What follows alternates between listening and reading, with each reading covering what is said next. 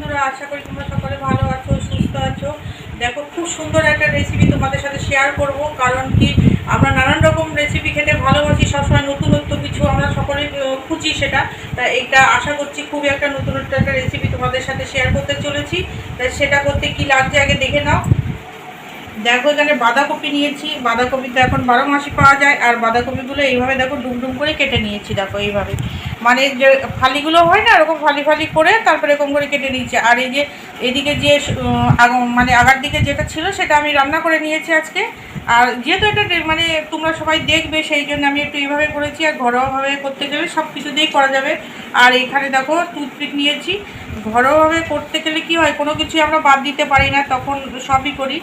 তার যেহেতু এটা দেখা সৌন্দর্য, তার জন্য আমি ওই মাঝের টুকু শুধু নিয়েছি। তা এই টুথপিকের মধ্যে এই যে দেখো বাঁধাকপিটা এইভাবে আমি গেঁথে নিলাম। এই দেখো, কারণ কি এতো ঝিরিঝিরি মানে পাতা হয় পাতলা পাতলা, যাতে এটা বেরিয়ে নিয়ে যায়, দেখো সেই জন্য এইভাবে গেঁথে নিলাম। এই দেখো, তা এইবার এইভাবে আমি প্রত্যেকটাই করে নেব। ও দিয়ে এইভাবে কেটে করে নেবো। দেখো, এই দেখো দেখো সবগুলো টুথপিক গেঁথে নিয়েছি। এবার চলো রান্নাঘরে যাই। রান্নাঘরে চলে এসেছি। জল দিয়েছি, জলটা ফুটছে। এখানে সামান্য একটুখানি নুন দিয়ে দিলাম। আর এই যে বাঁধাকপিগুলো, এগুলো আমি সেদ্ধ করে নেবো, হাফ সেদ্ধ করে নেবো। আর এই সময় বাঁধাকপি তো খুবই মানে কি বলবো, শীতকালের মতো অতটা ওই ভালো হয় না, একটু গন্ধ হয়। তা সেই জন্য একটুখানি এটা সেদ্ধ করে নেবো। বন্ধুরা, এই বাঁধাকপিটা সেদ্ধ হতে হতে আমি এখানে এই গোলাটা করে নেব। দেখো, এখানে কর্নফ্লাওয়ার নিয়েছি কিছুটা, আর এখানে কিছুটা বেসন নেব। তো বেসন আর কর্নফ্লাওয়ার, এখানে একটুখানি লঙ্কা গুঁড়ো, এই সামান্য একটুখানি ধনে গুঁড়ো, একটুখানি জিরে গুঁড়ো, তার মতো নুন, সামান্য একটুখানি চিনি। দেখো, সব উপকরণ ভালো করে মিশিয়ে নিলাম। অল্প করে জল দিয়ে একটা ব্যাটার তৈরি করে নেব। বন্ধুরা, আমার এই যে বাঁধাকপিটা সেদ্ধ হয়ে গেছে। দেখো, এইভাবে আমি এই যে টুথপিকটা ধরে ধরে এইভাবে নামিয়ে নিচ্ছি। জলটা ঝরে যাবে, তাহলে খুব ভালো হবে। দেখো, এইভাবে নামিয়ে নিচ্ছি। তো দেখো বন্ধুরা, এইভাবে দেখো গাঢ় হয়েছে। দেখো এরকম হয়েছে, দেখো একটুখানি গাঢ়ই হবে এটা।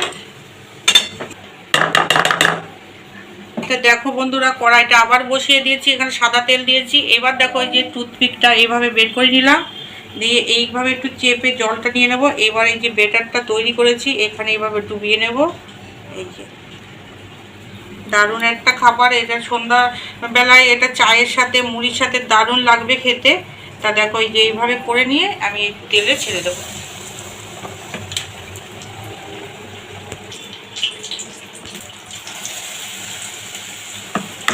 একদম কমিয়ে দিয়েছি আমি, তেলটা অনেক করে গরম করে নিয়েছিলাম, তার জন্য একটু লাল হয়ে গেছে। এবার আমি গ্যাসটা একদম কমিয়ে দিয়েছি, যাতে সুন্দরভাবে ভিতর থেকে ভাজা হয়। এইভাবে বাকিগুলো আমি করে নিচ্ছি। দেখো, বড়াগুলো আমার হয়ে গেছে, আমি নামিয়ে নিচ্ছি। আর তোমাদের আবারও বলছি, এটা সকাল সন্ধ্যায় দারুণ লাগবে মুড়ির সাথে চায়ের সাথে খেতে। কিন্তু আমি এটা অন্যরকম করে রান্না করব, পুরো ভিডিওটা দেখো তাহলে বুঝতে পারবে। দেখো বন্ধুরা, তেলটা কমিয়ে নিয়েছি। এখানে সামান্য একটুখানি গোটা জিরে দিয়ে দিলাম, কাজু আর হচ্ছে পোস্ত বাটা নিয়েছি। তা এখানে যে মিক্সার গ্রাইন্ডারটা আছে, এটা জল দিয়ে নিয়েছিলাম, এটা একটুখানি এর মধ্যে দিয়ে দিলাম, দিয়ে একটুখানি ভালো করে ফেটিয়ে দিয়ে দেবো।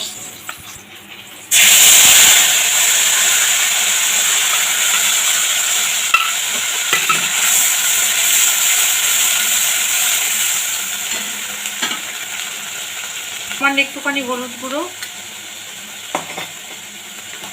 লঙ্কার গুঁড়ো, চিনি,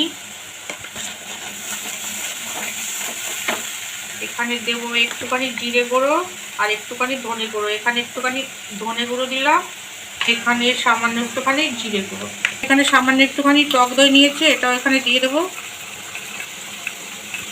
টক দইয়ের মধ্যে সামান্য কয়েক দানা চিনি দিয়ে একটু ফেটিয়ে নিয়েছি।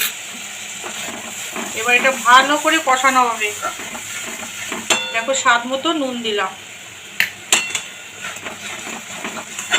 এখানে সামান্য একটুখানি গরম মশলার গুঁড়ো দিলাম। একটা প্লেট নিয়েছি, এখানে বড়াগুলো এইভাবে আমি সাজিয়ে নেব।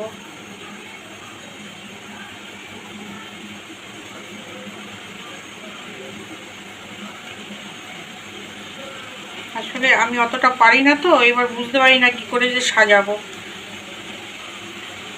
এটাকে এইভাবে দিই। বন্ধুরা, মশলা খুবই সুন্দরভাবে কষানো হয়ে গেছে, আর এই রান্নাটায় কিন্তু একদমই তেল দিইনি। তাই এবার আমি গ্যাসটা বন্ধ করে দিলাম, দিয়ে এবার আমি নামিয়ে নেবো। আচ্ছা, এর উপর দিয়ে এই গ্রেভিটা দিয়ে দেবো।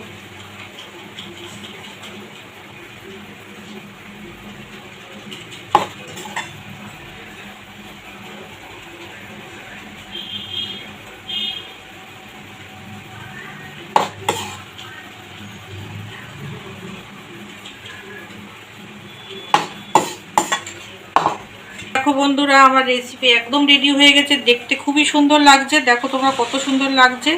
আর এই যে রেসিপিটা করলাম, আশা করছি তোমাদের সকলের ভালো লেগেছে। ভালো লাগলে তোমরা অবশ্যই বাড়িতে তৈরি করো, তোমরা তোমার আত্মীয় স্বজন বন্ধুবান্ধবের সাথে শেয়ার করো।